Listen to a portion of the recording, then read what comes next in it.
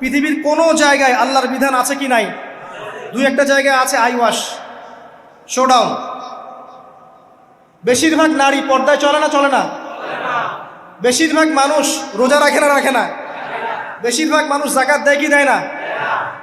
তাহলে ইবলিস যে বলল আপনি বেশিরভাগকেই শুকরগুজার পাবেন না, বেশিরভাগ মানুষ পরকালের স্বার্থে কাজ করে না দুনিয়ার স্বার্থে কাজ করে? কতজন মানুষ আল্লাহ পাকের দ্বীনটাকে প্রচার প্রসার প্রতিষ্ঠার কথা বলে বা কোরআন সুন্নাহর কথাগুলো মেনে চলে? কতজন মানুষ? বেশিরভাগ লোক মেনে চলে। তাহলে ইবলিস কি সফল না ব্যর্থ? ইবলিসের চ্যালেঞ্জ কি সফল না ব্যর্থ? ইবলিসের কথা সে কিন্তু অক্ষর অক্ষরে পালন করেছে।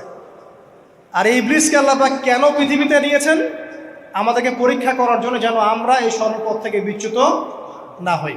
সামনে যান, আরো কঠিন কথা আছে। ক্বাল আখরুজ মিনহা, আল্লাহ পাক বলছেন এখান থেকে বের হয়ে যাও। মাযউমান মাদহুরা, একদম অপদস্থ লাঞ্ছিত হয়ে এখান থেকে বের হয়ে যাও। লামান তাবিআকা মিনহুম, তুমি তো চ্যালেঞ্জ করলা আমাকে, ঠিক আছে, কিন্তু যে ব্যক্তি যেই তোমার অনুসরণ করবে, আল্লাহ পাকের কথা শোনেন, যেই তোমার অনুসরণ করবে, লাআমলাআন্না জাহান্নামা মিনকুম আজমাইন, যে পুরুষ বা নারী যেই হোক না কেন, যে আদম সন্তান ইবলিস তোমার অনুসরণ করবে, তোমার পথ ধরবে, আমি তোমাকে সহ এদের সবাইকে দিয়ে জাহান্নাম পূর্ণ করব। আল্লাহর কিচ্ছু যায় আসে না। আল্লাহ পাক যদি এই পুরো পৃথিবীটাকেও জাহান্নামে নিক্ষেপ করেন অবাধ্যতার কারণে, আল্লাহ পাকের কিছু যায় আসে? ওই যে আপনাদের এখানে নদী আছে না, কি বালাসী ঘাট, এখানে চর আছে না, চরের মধ্যে একটা বালুর কণার কি দাম আছে বলেন তো? একটা বালুর কণার কোন দাম আছে? এই পুরো মহাবিশ্বে পৃথিবীর অবস্থান এর চেয়েও কম। তো পুরো পৃথিবীর মানুষ যদি আল্লাহর অবাধ্য হয়, আল্লাহ পাক যদি পুরো দুনিয়াটাকেই ধ্বংস করে দেন, জাহান্নামে নিক্ষেপ করেন, আল্লাহ পাকের কিছু যায় আসবে কিনা? এবার আসেন, এখান থেকে আমরা বুঝতে পারলাম যে ইবলিস একটা তৃতীয় সত্তা। আল্লাহ পাক আদম আলাইহিস সালামকে সৃষ্টি করলেন, নাম শিক্ষা দিলেন, সেজদা করালেন, ইবলিসকে সেজদা করতে বললেন, সে করলো না। সে চ্যালেঞ্জ করলো উল্টা, যে আমি ওর চেয়ে উত্তম, আপনি ভুল, আমি সঠিক। সে অহংকার করলো এবং একই সাথে সে আদমকে পথভ্রষ্ট করার চ্যালেঞ্জও করে বসল। আল্লাহ পাক ঘোষণা করলেন, যদি কোনো আদম সন্তান তোমাকে ফলো করে, তোমাকে সহ তাকে আমি জাহান্নামে নিক্ষেপ করব। ঠিক আছে, এ পর্যন্ত। এবার সামনে আসেন। এবার আল্লাহ পাক আদমকে বলছেন, কাকে বলছেন? আদম আলাইহিস সালামকে বলছেন, ইয়া আদম, হে আদম। তার আগে আদম আলাইহিস সালামের বুকের পাঁজর থেকে কাকে সৃষ্টি করেছেন? হাওয়া আলাইহিস সালাম, সভ্যতার ইতিহাসের প্রথম নারী এবং ইতিহাসের সবচেয়ে সুন্দরী রমণী কে? হাওয়া আলাইহিস সালাম। আরেকজন আছেন সবচেয়ে সুন্দরী রমণী, কে? কে বলতে পারবেন? জি না, 100 টাকা পুরস্কার বলেন। হ্যাঁ, নাম কি? মাশাআল্লাহ, ওই ওকে পুরস্কার দিও। কি নাম তোমার? মাশাআল্লাহ, মাশাআল্লাহ। দ্বিতীয় সুন্দরী রমণী, দুজন রমণীকে বলা হয় পৃথিবীর সবচেয়ে সুন্দরী রমণী। আপনি যাদেরকে দেখে সিডিউস হচ্ছেন, যদিও এদেরকে দেখে সিডিউস হওয়ার কিছু নাই, কারণ এরা তো সুন্দর না, কোনো দিক থেকে সুন্দর না, না পোশাকের দিক থেকে, না চেহারার দিক থেকে, না ফিজিক্যাল স্ট্রাকচারের দিক থেকে। এদেরকে দেখে তো পাগলও সিডিউস হবে না। তো আদম আলাইহিস সালাম এবং আদম আলাইহিস সালামের স্ত্রী হাওয়া আলাইহিস সালাম এবং সারা আলাইহিস সালাম ইতিহাসের সবচেয়ে সুন্দর রমণী। ইতিহাসের সবচেয়ে সুন্দর রমণী কাদের স্ত্রী ছিলেন? নবীদের না অন্য কারো? এজন্যই বলি, আপনি যদি পবিত্র থাকেন, আল্লাহওয়ালা মানুষ হন, ইনশাআল্লাহ তাআলা আল্লাহ পাক আপনার ঘরে একজন নেককার, পুণ্যবতী, সুশ্রী স্ত্রী দান করবেন ইনশাআল্লাহ। আপনি যদি এইসব অশ্লীলতার গোলক ধাঁধায় পড়ে নিজের ঈমান হারিয়ে ফেলেন, চরিত্র হারিয়ে ফেলেন, সম্ভাবনা খুবই কম যে আপনি একজন দিনদার মেয়ে পাবেন। বরং আপনি এমন কাউকেই পেতে পারেন যে আপনার মতোই। ঠিক আছে, দেখবেন যে আপনি 10 ঘাটের পানি খেয়ে আসছেন, ও দেখবেন 12 ঘাটের পানি খেয়ে আসছে। আল্লাহ পাক আমাদের যুব সমাজকে হেফাজত করুন, আমিন। আল্লাহ পাক এবার আদম আলাইহিস সালামকে বলছেন, ইয়া আদম, হে আদম, উসকুন আনতা ওয়া যাওজুকাল জান্নাহ। আদম শোনো, তুমি এবং তোমার স্ত্রী দুইজন এখন জান্নাতে থাকো। কোথায় থাকো? জান্নাতে থাকো। ওয়া কুলা মিন হাইসু শি'তুমা, যেখানে ইচ্ছা সেখান থেকে খাবার খাও। জান্নাতের নাজ নেয়ামতের কথা তো আপনারা শুনেছেন অনেক, আমি ওইগুলো বলতে যাচ্ছি না, সময় চলে যাবে। যা ইচ্ছা তাই পাবেন সেখানে, যা ইচ্ছা তাই। এমন একটা জায়গা যেটা কখনো কোনো চোখ দেখে নাই, কোনো কান শোনেও নাই, চোখ না দেখলেও কান না শুনলেও মানুষ মনে মনে অনেক কিছু কল্পনা করে না, এটা কল্পনাও করার সুযোগ নাই। এত উন্নত মানের একটা জায়গা। তোমরা দুজন এখানে থাকো, জান্নাতের যে কোনো জায়গায় যাও, খাওয়া দাওয়া করো, কোনো সমস্যা নেই। কিন্তু ওয়ালা তাকরাবা হাদিহিশ শাজারা, মানে কি, এই যে গাছটা আছে এই গাছের কাছে যেও না। একটা শর্ত খালি দিলাম, গাছের কাছে যেও না। গাছের নাম কি এগুলো আমাদের আলোচনার বিষয় না। বিষয়টা হচ্ছে আল্লাহ পাকের আদেশটা কি। গাছটা আম গাছ হতে পারে, জাম গাছ হতে পারে, কদু গাছ হতে পারে, যে কোনো গাছ হতে পারে, এটা নিয়ে আমাদের কোনো মাথা ব্যথা নাই। মাথা ব্যথা হচ্ছে আল্লাহ পাকের আদেশ, এই গাছের কাছে যেও না, বাস যেও না। আচ্ছা, ফাতাকুনা মিনাজ জালিমিন, যদি চলে যাও তোমরা দুজন এখানে, তাহলে তোমরা দুজন কিন্তু জালেম হয়ে যাবে। আল্লাহ পাকের হুকুম অবাধ্য করলে মানুষ কি হয়ে যায়? জালেম হয়। এই জন্য আমরা দোয়ায় বলি আল্লাহুম্মা ইন্নী যালামতু নাফসি, বলি না? হে আল্লাহ, আমি আমার নফসের উপর জুলুম করেছি। রব্বানা যালামনা আনফুসানা, বলি না? আল্লাহ, আমরা আমাদের উপর জুলুম করেছি। তো আমরা যখন পাপ করি মানে আমরা জুলুম করে ফেলেছি। তো তোমরা দুজন এই গাছের কাছে যেও না, যদি যাও তাহলে জুলুম করে ফেলবে এবং জালেম হয়ে যাবে। এবার ইবলিস তো আর বসে নাই, সে তো চ্যালেঞ্জ করেছে, করে নাই? আচ্ছা, এবার ইবলিস কি করছে? ফাওয়াসওয়াসা লাহুমা শাইতান, এবং ইবলিস এবার এদের দুজনকে ওয়াসওয়াসা প্রদান করতে শুরু করলো। ইবলিস কি করলো? ওয়াসওয়াসা প্রদান করতে শুরু করলো। ওয়াসওয়াসাটা এমন ছিল যে হাল আদুল্লুকা আলা শাজারাতিল খুলদি ওয়া মুলকিন লা ইয়াবলা। ইবলিস এসে আদম এবং হাওয়া আলাইহিস সালাম তাদেরকে উস্কে দিতে লাগলো যে আমি কি তোমাদেরকে এমন কোনো গাছের কথা বলবো যেই গাছের ফল খেলে তোমরা চিরস্থায়ী হয়ে যাবে, কখনো মরবে না, এবং এমন রাজত্ব পাবে যে রাজত্বের কোনো ক্ষয় নাই। ইবলিসের টোপটা কি দেখলেন? চিরস্থায়িত্বের টোপ এবং কিসের টোপ? রাজত্বের টোপ। এটা সূরা তহার মধ্যে আছে। অন্য সূরায় আছে যে আমি কি বলে দিব এমন গাছের কথা যেই গাছের ফল খেলে তোমরা ফেরেশতা হয়ে যাবে, কখনো মরবে না। তাহলে চিরস্থায়িত্বের টোপ এবং এই যে কিসের? রাজত্বের এই যে টোপ, এই দুইটা হচ্ছে মানুষকে আল্লাহর পথ থেকে ডিসিভ করার একটা মানদণ্ড। কথা বুঝতে পারছেন? এই পৃথিবীতে যত মানুষ পথভ্রষ্ট হয়ে গেছে জন্য হয়েছে অনেকেই, আর অনেকে চিরস্থায়িত্বের জন্য হয়েছে। ফেরাউন নমরুদ চিরস্থায়িত্বের লোভে পড়ে পথভ্রষ্ট হয়নি? আর ওই সময় থেকে শুরু করে এখনকার বিশ্বে যারা ক্ষমতাধর, এরা কি ক্ষমতার দাপটে পথভ্রষ্ট হচ্ছে না? এই দুটো হচ্ছে মানুষকে পথভ্রষ্ট করার মাধ্যম। ইবলিস খুব ভালো করেই জানতো। একটা কথা বলি নাই, যখন আদম আলাইহিস সালামকে তৈরি করে রাখা হয়েছে, সৃষ্টি করে রাখা হয়েছে, ইবলিস এর চারপাশে রাউন্ড দিচ্ছিল, তাওয়াফ করছিল, তাওয়াফ। এবং মানব শরীরের এবং মানব মস্তিষ্কের, মনের, মননের দুর্বল পয়েন্টগুলো সে ফাইন্ড আউট করছিল। কারণ সে কিন্তু অনেক জ্ঞানী ছিল, সে কিন্তু প্রচণ্ড জ্ঞানী ছিল, এবং এখনও কিন্তু সে প্রচণ্ড জ্ঞানী, এবং তার অভিজ্ঞতার ঝুলি এখন অনেক বেশি, তাই না? ওর বয়স হয়ে গেছে না, এখন প্রচুর বয়স। তো তাওয়াফ করে করে সে মানুষের দুর্বল জায়গাগুলো ফাইন্ড আউট করেছে। একটা হচ্ছে পেট, একটা প্রবৃত্তি, একটা হচ্ছে নারীর প্রতি আসক্তি, ঠিক আছে, একটা ক্ষমতার লোভ, একটা চিরস্থায়িত্বের লোভ। এগুলো হচ্ছে মানুষের দুর্বল জায়গা। ইবলিস এগুলো ফাইন্ড আউট করে ওইভাবে চাল দিয়েছে। কথা বুঝতে পারছেন? একটু খেয়াল করে দেখেন, এখনকার বিশ্বে যত অন্যায় হচ্ছে ম্যাক্সিমাম পাপ হচ্ছে পেটের কারণে। পেট। সুদ খায় কেন? পেটের কারণে। ঘুষ খায় কেন? পেটের কারণে। ইভেন যে এখন জেনা করছে ওদেরকে তো এখন যৌনকর্মী বলতে হয়, তাই না? সম্মান দিয়ে কথা বলতে হয়। তো যৌনকর্মী যারা, তারাও দেখবেন পেটের কারণেই করছে, পেটের কারণে। তারপর দেখবেন মানুষের সম্পদ আত্মসাৎ, ওই যে ছেলে মেয়ে বাল বাচ্চার জন্য। পেট মানে মূল জিনিসটা কি? পেট। এবং চিরস্থায়িত্ব, ক্ষমতার দাপট আর প্রবৃত্তির দাসত্ব, এগুলো হচ্ছে মানুষের সবচেয়ে দুর্বল পয়েন্ট। দেখবেন ম্যাক্সিমাম পাপ হচ্ছে মেয়েদের কারণে।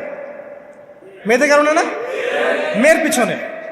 মেয়ের পিছনে আপনি চলে গেছেন, এখানে আত্মহত্যা করছে কেউ, কেউ এখানে আপনার জেনা করছে, কেউ ধর্ষণ করছে, কেউ পরকে লিপ্ত হচ্ছে। মানে মেয়েরই কোনো পাপ। ওই যে বলে না, দুইটা পাপ যাকে পেয়ে গেছে তার লাইফটা ক্র্যাশড। একটা হচ্ছে মেয়ে, একটা হচ্ছে টাকা।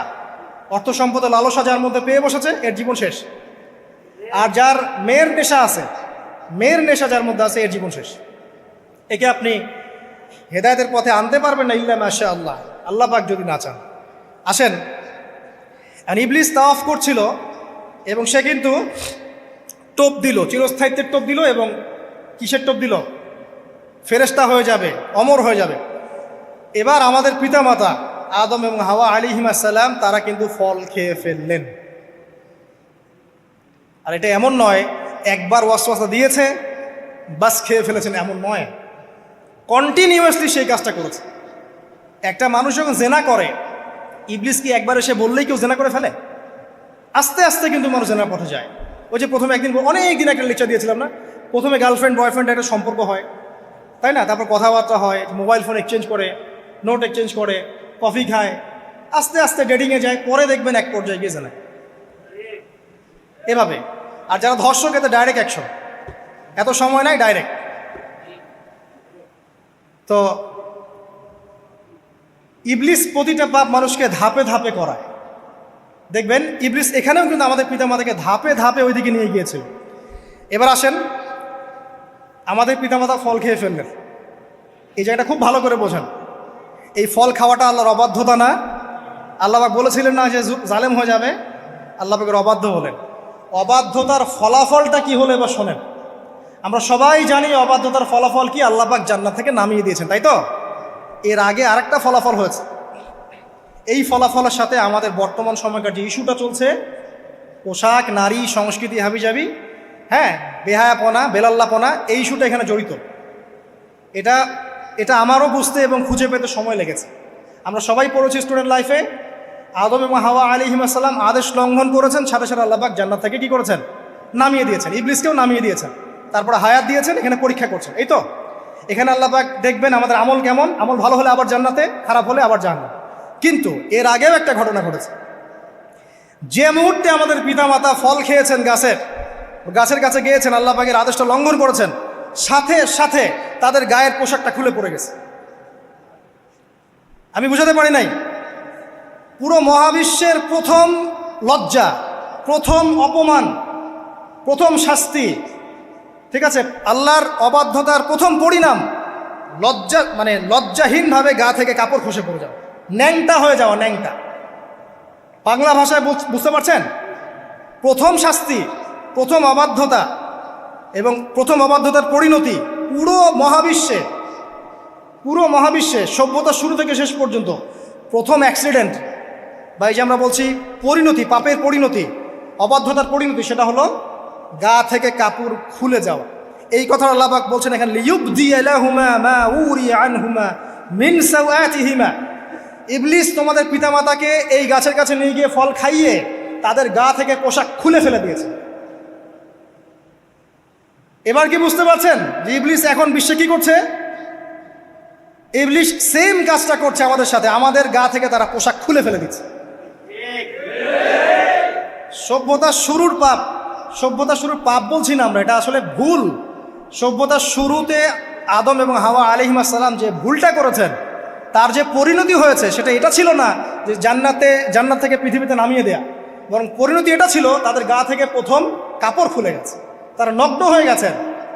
ইবলিস সর্বপ্রথম আমাদের বাবা মাকে নগ্ন করেছে প্রলোভন দিয়ে, ক্ষমতার প্রলোভন, চিরস্থায়িত্বের প্রলোভন দিয়ে। আজকের বিশ্বেও কি ইবলিসের দোসররা সেম কাজটা করছে না? আজকের বিশ্বেও কি ইবলিসের মানুষরূপী দোসরগুলা সেম কাজটাই করছে না? সেম কাজটা করছে। আমাদের গা থেকে ওরা পোশাক খুলে ফেলছে, এরপর আল্লাহ পাক জান্নাত থেকে নামিয়ে দিয়েছে। আগে কিন্তু এটা হয়নি, আগে পোশাক খুলেছে। এরপর কি হয়েছে জানেন? শোনেন, আল্লাহ পাক ওয়াকালা মা নাহাকুমা রাব্বুকুমা আন হাযিহিশ শাজারা ইল্লা আন তাকুনা মালাকাইন আও তাকুনা মিনাল খালিদিন। ইবলিস বলছিল যে তোমাদের রব তোমাদেরকে এই গাছের কাছে যেতে নিষেধ করেছে এই কারণে যে তোমরা এখানে গেলে মালাক হয়ে যাবে এবং চিরস্থায়ী হয়ে যাবে। ওয়া কাসামাহুমা ইন্নী লাকুমা লামিনান নাসিহিন। ইবলিস বলছিল যে আমি আল্লাহর কসম করে বলছি আমি তোমাদের শুভাকাঙ্ক্ষী। ফাদাল্লাহুমা বিগুরুর, ওদেরকে তারা পথভ্রষ্ট করলো, ইবলিস তাদেরকে পথভ্রষ্ট করলো। ফালাম্মা যাকাশ শাজারা, যখন তারা গাছের কাছে গেলেন, বাদাত লাহুমা সাওআতুহুমা, তাদের লজ্জাস্থানটা উন্মুক্ত হয়ে গেল, কাপড় খুলে পড়ে গেল। এটাই বলতে যাচ্ছিলাম। ওয়া তাফিকা ইয়াখসিফানি আলাইহিমা মিন ওয়ারাকিল জান্নাহ, এবং আদম এবং হাওয়া আলাইহিস সালাম জান্নাতের গাছের পাতা ছিঁড়তে লাগলেন এবং সেই পাতা দিয়ে লজ্জাস্থান ঢাকতে লাগলেন। আপনার বাবা আপনার মাকে যদি কেউ রাস্তায় নগ্ন করে ফেলে আপনার কেমন লাগবে? আপনি কি করবেন তার ইজ্জত সম্মান বাঁচানোর জন্য? আমাদের পিতা মাতাকে ইবলিস জান্নাতে নগ্ন করে দিয়েছিল। এবং আমাদের পিতা মাতা জান্নাতের পাতাগুলো ছিঁড়ে ছিঁড়ে লজ্জাস্থানকে আবৃত করতে শুরু করবে।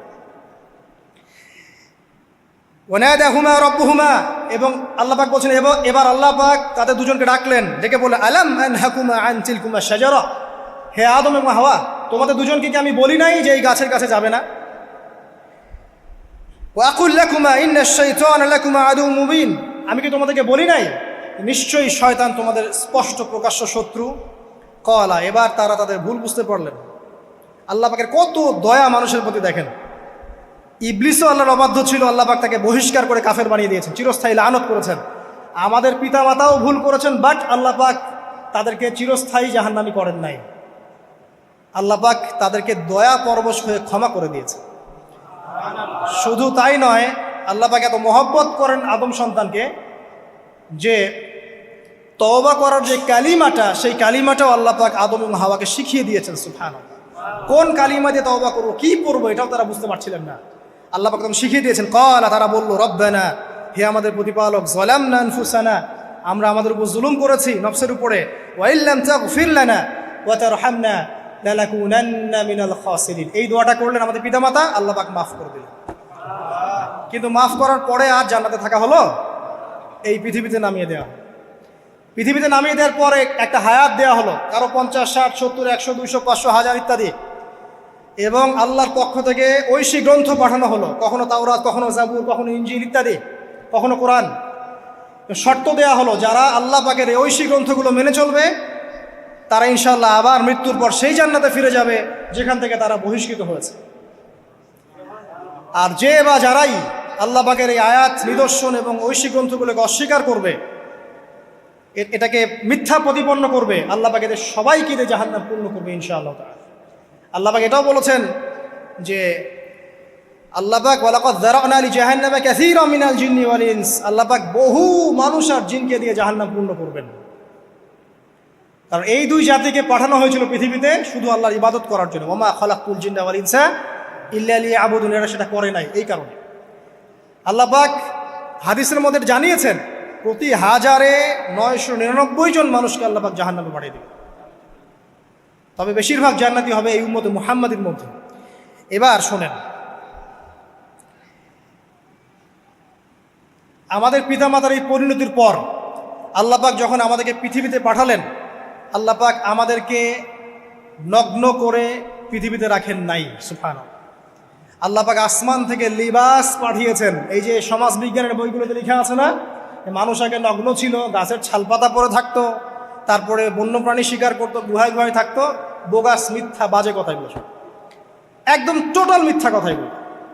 আল্লাহ রাব্বুল আলামিন সভ্যতা শুরু করেছেন নবী দ্বারা, সভ্যতা শেষও করবেন নবী দ্বারা। প্রত্যেক যুগে যুগে সভ্যতার ধারক এবং বাহক ছিলেন নবীগণ। আর আদম আলাইহিস সালাম পৃথিবীতে আসার পর নগ্ন হয়ে থাকেন নাই। আল্লাহ পাক আসমান থেকে লেবাস পাঠিয়েছিলেন। সুবহানাল্লাহ, আল্লাহ পাক আমাদেরকে নগ্ন করে রাখেন নাই। এবার দেখেন আল্লাহ পাক কি বলছেন, ইয়া বানি আদম, আচ্ছা আসেন, ইয়া বানি আদম, হে বনু আদম, কাদেরকে বলছেন? আমাদেরকে। কদ আনজালনা আলাইকুম লিবাসান ইউআরি সাওআতিকুম ওয়া রিশা, হে বনু আদম, আমি তোমাদেরকে নগ্ন ছেড়ে দিচ্ছি না, আমি তোমাদের জন্য লেবাস আর পোশাক পাঠাচ্ছি, যেই পোশাক দিয়ে তোমরা তোমাদের লজ্জাস্থানকে আবৃতও করবে এবং সৌন্দর্য বর্ধন করবে। এটা করছি না আমরা এখন? আচ্ছা, ওয়া লিবাসুত তাকওয়া যালিকা খায়র, আর তাকওয়ার লেবাস, তাকওয়ার পোশাকটা হচ্ছে সবচেয়ে উত্তম। যেমন দেখেন, আমাদের সতর কি এই নাভির উপর থেকে হাঁটুর নিচ পর্যন্ত না? তাই বলি কি আমরা সবাই এভাবেই ঘুরি? এটা সর্বনিম্ন একটা স্কেল, তাই না? এর উপর আপনি জুব্বা পরছেন, পাগড়ি পরছেন, টুপি পরছেন, বা আপনি হয়তো আরও ঢিলেঢালা কোনো পোশাক পরছেন, এই পোশাকটাকে বলা হচ্ছে তাকওয়ার পোশাক। ওয়া লিবাসুত তাকওয়া যালিকা খায়র, এটা আরও উত্তম। একজন মেয়ের, অনেক আলেম বলছেন যে চোখ, এই চোখটুকু ঢেকে বের করে দেখা যাবে, বলছে না? অনেকে বলেছেন কি না? কিন্তু এটাও যদি কেউ সামনে জিলবাব দিয়ে ঢেকে রাখে তাহলে কি উত্তম নয়? পর্দার ক্ষেত্রে উত্তম নয়? তো লিবাসুত তাকওয়া যালিকা খায়র, তাকওয়ার যে পোশাক সেটা আরও উত্তম বেশি। নর্মালি তো পোশাক দিয়েছি, তাকওয়ার পোশাক সবচেয়ে উত্তম বেশি। আল্লাহ পাকের একটা সতর্কবাণী শোনেন এবার, যালিকা মিন আয়াতিল্লাহ, এই পোশাকটা আল্লাহ পাকের নিদর্শন। পোশাকটা কি? আল্লাহ পাকের নিদর্শন। লাআল্লাকুম ইয়াযাক্কারুন, যাতে করে তোমরা স্মরণ করতে পারো কি স্মরণ করব? ওই যে আমাদের পিতামাতাকে নগ্ন করে দিয়েছে ইবলিস। এটা মনে রাখতে পারো তোমরা, এটা আল্লাহ পাকের নিদর্শন।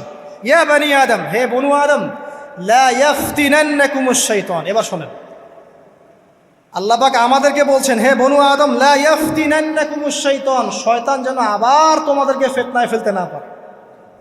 পৃথিবীতে তোমরা থাকবে, শয়তানের বহু দোসর তোমাদের সামনে থাকবে, ডানে বামে, ওই যে ডান থেকে আসবে, বাম থেকে আসবে, হ্যাঁ, সামন পিছন থেকে আসবে, মিডিয়ার মধ্যে দিয়ে তোমাদের ঘরে ঘরে ঢুকে যাবে শয়তানের দোসর। লা ইয়াফতিনান্নাকুমুশ শাইতান, শয়তানের দোসররা যেন তোমাদেরকে ফিতনায় ফেলতে না পারে। কে বলছেন? আল্লাহ পাক বলছেন। কিরকম ফিতনা? কামা আখরাজা আবাওয়াইকুম মিনাল জান্নাহ, ঠিক যেভাবে শয়তান তোমাদের পিতা মাতাকে জান্নাত থেকে বের করে দিয়েছিল, ওই রকম ফিতনায় যেন ফেলতে না পারে। ঠিক আছে? ওয়ায়ানজিউ আনহুমা লিবাসাহুমা, এবং শয়তান তোমাদের পিতা মাতার লেবাস খুলে ফেলেছিল, নগ্ন করে দিয়েছিল, নগ্নতা, বেহায়াপন, অশ্লীলতা শিখিয়েছিল, ওইদিকে ধাবিত করতে চেয়েছিল। শয়তানের দোসররা যেন এটা করতে তোমাদের সাথে না পারে, সতর্ক থাকবে। লিউরিয়াহুমা সাওআতিহিমা, যাতে করে তোমাদের লজ্জাস্থানটা উন্মুক্ত হয়ে যায়। ইন্নাহু ইয়ারাকুম, নিশ্চয় শয়তান তোমাদের সবাইকে দেখতে পায়। হুয়া ওয়া কাবিলুহু, সে এবং তার পুরো কবিলার লোকজন, মিন হাইসু লা তারাউনাহুম, এমন জায়গা থেকে যে জায়গা তোমরা দেখতে পারো। আর শয়তান এবং তার অনুসারী যারা আছে, হোক মানুষ আর জিন, তারা তোমাদেরকে দেখতে পারে এমন জায়গা থেকে যা তোমরা দেখো না। আর আমরা যারা এই বিশ্বে আছি, আমরা সবাই এখন খেলার পুতুলের মতো খেলছি। যারা নিয়ন্ত্রণ করে বিশ্ব, এদেরকে কেউ দেখতে পারে না, এরা মানুষ শয়তান। কথা বুঝতে পারছেন? আর এমনি জিন শয়তান যারা আছে, এদেরকে তো আমরা দেখতে পারি না, অনেক দূর থেকে তারা আমাদেরকে দেখতে পারে। আল্লাহ পাক সতর্ক করছেন এটা। ইন্না জাআলনা আশ-শায়াতিন আউলিয়া লিল্লাযিনা লা ইউমিনুন, শোনেন, নিশ্চয়ই যারা আমার প্রতি ঈমান আনে না বা আমার অবাধ্য হয়, আমার আদেশ মানে না, তাদের সাথে আমি শয়তানকে বন্ধু বানিয়ে দিয়েছি। এবার বুঝলেন কেন বললাম এরা মানুষ শয়তান? বিকজ এদেরকে আল্লাহ পাক শয়তানের বন্ধু বানিয়ে দিয়েছেন। এটা শয়তানের বন্ধু। অন্য সূরায় আছে, শয়তান, জিন শয়তান মানুষ শয়তানকে ওহী করে। জিন শয়তান মানুষ শয়তানের মাথায় এসব বুদ্ধি ঢালে। এই শয়তানি বুদ্ধিগুলো শয়তান মানুষের মাথায় ঢালে, মানে মানুষ মাথাটা আগে সে রিড করেছে কাকে কোন দিক দিয়ে রিসিভ করা যাবে। ঠিক আছে? আচ্ছা, এরপরে আরো আল্লাহ পাক বলছে, ওয়াইদা ফাআলু ফাহিশাতান, তারা যখন কোনো ফাহেসা কাজ করে, নোংরা বেহায়ার মতো কাজ করে, ক্বালু, তারা বলে, ওয়াজাদনা আলাইহি আবানা, এরকম করেই আমরা আমাদের পিতা মাতাদেরকে পেয়েছি। মানে যুগ যুগ ধরে এই সংস্কৃতি চলে আসছে, নগ্নতার সংস্কৃতি, বলে না? কথা বুঝতে পারছেন না? এই কথাই তারা বলে, যেটা কোরআনে আছে। আল্লাহ পাক বলছেন, ক্বালু ওয়াজাদনা আলাইহি আবানা, তারা বলে আমাদের পিতৃপুরুষদেরকে আমরা হাজার বছর থেকে দেখেছি এইভাবেই ড্রেস আপ করতে, এমনি ব্লাউজ ছাড়া শাড়ি পরতে দেখেছি আমরা, এমনি দেখেছি পেট বের করে চলতে, এমনি দেখেছি এই শর্ট কামিজ পরে চলতে, নগ্ন হয়ে চলতে। এখন তো বিকিনি সংস্কৃতি আসে, এবং এটা মুভমেন্ট চলছে, মানে মানুষের দেহ থেকে কাপড় খুলে ফেলার মুভমেন্ট, আন্দোলন শুরু হয়েছে। ঠিক আছে? এবং দোহাই হচ্ছে আমরা হাজার বছর থেকে এমনিই চলছে। এই যে আল্লাহ পাক বলছেন, ক্বালু ওয়াজাদনা আলাইহি আবানা, আমরা এর উপরে আমাদের পিতা মাতাদেরকে পেয়েছি। ওয়াল্লাহু আমারানা বিহা, এরা আরো বলে আল্লাহ আমাদেরকে এই আদেশ করেছেন। নাউযুবিল্লাহ। আল্লাহ বলছেন, আল্লাহ পাকের আদেশ কি? কুল ইন্নাল্লাহা লা ইয়া'মুরু বিল ফাহশা, নিঃসন্দেহে আল্লাহ পাক কোনো ফাহেসা কাজের আদেশ করতেই পারেন না। পারেন? নিঃসন্দেহে আল্লাহ পাক কোনো ফাহেসা, বেলাল্লাপনা, বেহায়ার মতো কোনো আদেশ, বেহায়াপনার কোনো কাজের আদেশ করতে পারেন না। আতাকুলুনা আলাল্লাহি মা লা তা'লামুন, তোমরা কি আল্লাহ সম্পর্কে এমন কথা বলছো যেই কথা তোমরা জানো না? এই পর্যন্ত থাক, এবার আসেন বাস্তবতায় আসেন। এতটুকু যে আমরা হিস্ট্রির সূচনার কথাগুলো বললাম, এখানে আপনারা কিন্তু প্রথম একটা দলিল পেলেন মানুষের দেহ থেকে পোশাক খুলে ফেলে। এরপর আমি পুরো কোরআনটা ঘাটার চেষ্টা করেছি, আদম আলাইহিস সালাম থেকে শুরু করে মুহাম্মদ সাল্লাল্লাহু আলাইহি ওয়াসাল্লাম পর্যন্ত হাজার হাজার শতাব্দী চলে গেছে, যাই নাই? হাজার হাজার বছর চলে গেছে, বহু জাতি এসেছে, বহু জাতি চলেও গেছে। আমরা কি প্রথম জাতি নাকি? এর আগে কত জাতি পৃথিবীতে এসেছে, চলেও গেছে, গেছে না? আচ্ছা, কোরআন ঘেটে ঘেটে ক্লান্ত হয়ে যাওয়ার পর আমরা এমন কোনো জাতি পাচ্ছি না যাদের কথা আল্লাহ পাক বলেছেন যে আমি তাদেরকে ধ্বংস করেছি অশ্লীলতার কারণে, বা এই আপনার বেলাল্লাপনার কারণে, বা ফাহেসা কাজের কারণে। সরাসরি এই একটা কারণ দেখে আল্লাহ পাক কোনো কওমকে ধ্বংস করেছেন খুব রেয়ার, খুঁজে পাওয়া যাচ্ছে না। শুধু 3টা জায়গা বের করতে পেরেছি। কটা জায়গা? 3টা। 1 নম্বর, দেখেন আদম আলাইহিস সালাম পরে নূহ আলাইহিস সালাম না, এই জাতিটাকে আল্লাহ পাক ধ্বংস করেছেন না? এই ধ্বংসটাকে আল্লাহ পাক এই বেপরদামির কারণে করেছেন, অশ্লীলতার কারণে করেছেন, পোশাকের অপসংস্কৃতির কারণে করেছেন? করেন না, শিরকের কারণে করেছেন। কি কারণে? শিরক। আল্লাহ পাক সবাইকে ডুবিয়ে মেরেছেন, কিন্তু ওরা যে নগ্ন পোশাক পরে রাস্তাঘাটে চলাফেরা করতো এই কথাটা কিন্তু আল্লাহ পাক বলেন না। তার মানে ওদের পাপ এটা ছিল না। এরপর ইব্রাহিম আলাইহিস সালামের কওম কি এই কারণে ধ্বংস হয়েছে? অশ্লীলতার কারণে ধ্বংস হয়েছে? বেহায়াপনার কারণে ধ্বংস হয়েছে? নগ্নতার সংস্কৃতির অপচর্চার কারণে ধ্বংস হয়েছে? না, শিরকের কারণে। আদ জাতি এই কারণে না, সামুদ জাতি এই কারণে না। একটা জাতি পাওয়া যায়, তার নাম কওমে লূত। কি নাম? কওমে লূত। এই লূত কওম ছিল সমকামী, তারা মেয়েদের সাথে বিবাহ বন্ধনে আবদ্ধ হতো না, বরং ছেলেদের ছেলে ছেলে জেনা করতো না। এই একটা জাতি পাচ্ছি ইতিহাসে, যারা অশ্লীলতার কারণে, ফাহেসা কাজের কারণে, সমকামিতার কারণে, নোংরামির কারণে আল্লাহ পাক পুরো উপরে উঠিয়ে নিচে নামিয়ে ধসিয়ে দিয়েছে। এই একটা জাতি পেলাম। আরেকটা জাতি পাওয়া যায়, তার নাম হচ্ছে বানু ইসরাইল। কি নাম? বানু ইসরাইল। আল্লাহ রাসূল সাল্লাল্লাহু আলাইহি ওয়াসাল্লাম বলছেন যে তোমরা দুনিয়া থেকে বেঁচে থাকো এবং নারীর ফিতনা থেকে বেঁচে থাকো। কারণ বানু ইসরাইল মানে মূসা আলাইহিস সালামের যে কওম ছিল, এই কওমের মধ্যে প্রথম ফিতনা দেখা দিয়েছিল মেয়েদের ব্যাপারে। এই একটা পেলাম যে মেয়েদের কারণে, বেহায়াপনার কারণে, অশ্লীল পোশাকের কারণে, নগ্নতার কারণে একটা সভ্যতাকে আল্লাহ পাক শাস্তি দিয়েছে। দুটা পাওয়া গেল, ঠিক আছে? এক দুই, একটা লূত, একটা হচ্ছে বানু ইসরাইল, ঠিক আছে? আর একটা পাওয়া যায় এটা জোর করে, সেটা হলো নবী মুহাম্মদ সাল্লাল্লাহু আলাইহি ওয়াসাল্লাম নবী হওয়ার ঠিক আগের সময়টা, যেটাকে আমরা কি বলি আইয়ামে জাহিলিয়াত। ওই সময়ে মেয়েদের জেনাটা ব্যাপক ছিল, ব্যভিচারটা ব্যাপক ছিল, পরকীয়াও ছিল, বৈবাহিক তেমন কোনো অধিকার ছিল না। এমনও হতো যে একটা মেয়ের সাথে 8-10 জন পুরুষ সহবাস করতো, করার পরে সেই মেয়ে যখন গর্ভবতী হতো, তার বাচ্চা প্রসব করার পর সেই মেয়ে 10 জনকে ডেকে দাঁড় করাতো, দাঁড় করিয়ে বলতো যে অমুকে হচ্ছে আমার এই বাচ্চার বাপ, তারপরে এর সাথে বিয়ে হতো। চিন্তা করতে পারেন? তো নারীদের যে বৈষয়িক অধিকার, ধর্মীয় অধিকার, আপনার পোশাকের অধিকার, শালীনতার অধিকার, সম্পত্তির অধিকার, এগুলো ছিল না ওই সময়। এই একটা সভ্যতা পাওয়া যাচ্ছে। তাহলে তিনটা আমরা বের করতে পারলাম, কথা ঠিক আছে? আচ্ছা, এবার আসেন এই তিনটা সভ্যতার পর নবী সাল্লাল্লাহু আলাইহি ওয়াসাল্লাম যখন নবী হলেন, তখন তিনি সমস্ত অশ্লীলতার শেকড়টাকে উপরে ফেলে দিলেন। সভ্যতার ইতিহাস থেকে শুরু করে আমরা যত জাতির ধ্বংস দেখছি, এই ধ্বংসগুলো শিরকের কারণে হয়েছে, কুফুরির কারণে হয়েছে, অবাধ্যতার কারণে হয়েছে। মাত্র কয়েকটা জাতির ক্ষেত্রে অশ্লীলতা, বেহায়াপনা, আপনার ফাহেসা কাজ, এগুলোর রিজন দেখানো হয়েছে। তো এ থেকে একটা বিষয় প্রমাণ করা যায়, এই কথাটা ভালো করে বোঝেন। এ থেকে একটা বিষয় প্রমাণ করা যায় যে যত সভ্যতা ধ্বংস হয়ে গেছে, ওই সভ্যতার মানুষরা আর যাই করুক না কেন, তাদের পোশাক আশাক ঠিকঠাক ছিল। কথা বুঝতে পারছেন না? যত সভ্যতা ধ্বংস হয়ে গেছে, আদ, সামুদ, নূহ, ফেরাউন, ঠিক আছে, যত সভ্যতা ধ্বংস হয়ে গেছে, তাদের আর যত পাপী থাক, হয়তো কেউ অহংকারী ছিল, কেউ কুফরি করেছে, কেউ শিরিক করেছে, হ্যাঁ, কেউ সন্তানদেরকে হত্যা করেছে, কেউ মানুষ হত্যা করেছে, কেউ জুলুম করেছে, কেউ অহংকার করেছে ইত্যাদি, কিন্তু তাদের পোশাক আশাক শতাব্দীর পর শতাব্দী ঠিকঠাকই ছিল। এটা নিয়ে আল্লাহ পাক কোরআনে খুব বেশি কথা বলেন না। তার মানে বোঝা যায় যে এটা রিমার্কেবল কোনো কথা বলার বিষয় ছিল না, আল্লাহ পাক বলেন। অর্থাৎ যুগ যুগ ধরে মানুষের শালীনতার পোশাকটা ঠিকই ছিল, কারণ মানুষ জানতো যে তাদের পিতামাতাকে আল্লাহ পাক, তাদের পিতামাতাকে ইবলিস নগ্ন করে দিয়েছিল জান্নাতে। এই কথাটা মানুষের মাথার মধ্যে ছিলই, এবং বিভিন্ন ধর্মগ্রন্থে এটার অস্তিত্ব আছে। আপনি শুধু ইসলাম না, অন্য যে কোনো ধর্মগ্রন্থ ঘাটেন, হিন্দু ধর্মগ্রন্থ ঘাটেন, সেখানে দেখবেন বলা হচ্ছে যেন মেয়েরা পর্দায় থাকে। দেখেন, পরে দেখেন, বেদের মধ্যে এটা আছে, আমি গতকালকেও স্টাডি করেছি। এবং খ্রিস্টান ধর্মগ্রন্থ পড়েন, সেখানে দেখবেন লেখা আছে